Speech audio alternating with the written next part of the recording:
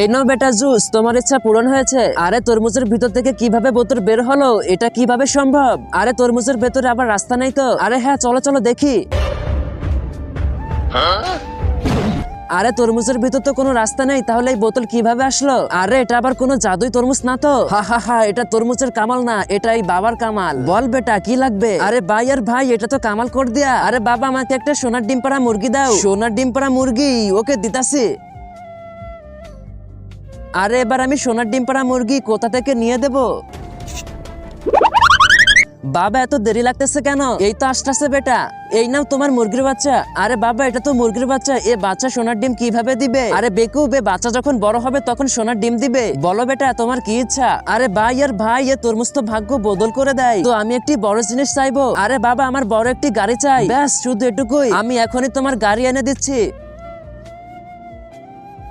আরে এই নাও গাড়ির চাবি। কিন্তু এই চাবি দিয়ে কি করব? গাড়ি কই? আরে বেকুব, এ বাটন কি জন্য? এই বাটনে চাপ দাও আর দেখো গাড়ি তোমার সামনে। ও আচ্ছা, তাহলে এই ব্যাপার, ওকে দিতাছি।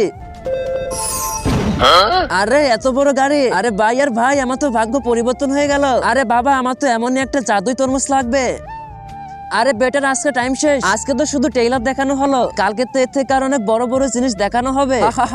বড় বড় জিনিস কালকে? আরে বাবা, আমি তো তাহলে দুইটা জিনিস চাইবো। আরে বেটা, এ তরমুজ শুধু একজনের একটি মাত্র ইচ্ছা পূরণ করে, দুইটি না। তোমরা আর কিছু পাবে না। আরে কি বলে, আমরা আর কিছু পাবো না? কালকে তো অনেক বড় বড় জিনিস বের হবে। চলো বাবাকে বলি আমাদের জন্য কোনো ব্যবস্থা করতে। আমরা তো কিছুই পাইনি, কালকে অনেক বড় বড় জিনিস বের হবে। আরে বেটারা, দ্বিতীয়বার হয় না। যদি তোমাদের কাছে টাকা থাকে তাহলে হবে। আরে বাবা, কত টাকা লাগবে আমাকে বলো, আমি এনে দিব। আচ্ছা ঠিক আছে, তাহলে তোমরা জনপ্রতি 5 লক্ষ টাকা করে নিয়ে আসো। আমি গাড়ির কাছে দাঁড়াচ্ছি। চলো চলো সবাই। বন্ধুরা, পরবর্তী অংশ দেখার জন্য ভিডিওতে লাইক করে চ্যানেলটি সাবস্ক্রাইব করো এবং কমেন্টে বলো তুমি কোন ক্লাসে পড়ো।